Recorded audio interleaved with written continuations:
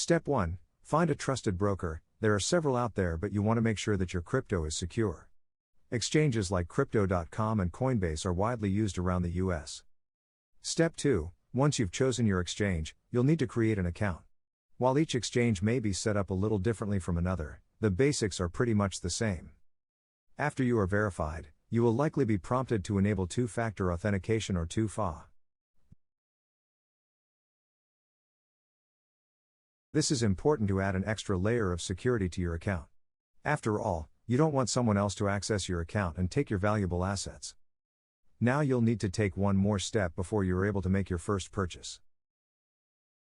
Know Your Customer, or KYC, is a process of verifying your identification to ensure that you are who you claim to be.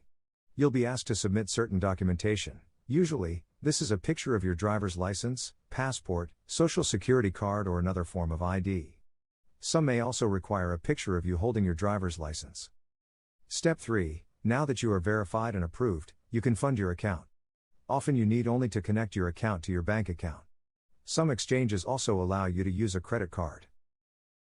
Step 4. Now that your account has funds, you can make your first purchase. For most people, this is simply a little bit of whatever cryptocurrency they have decided to start with.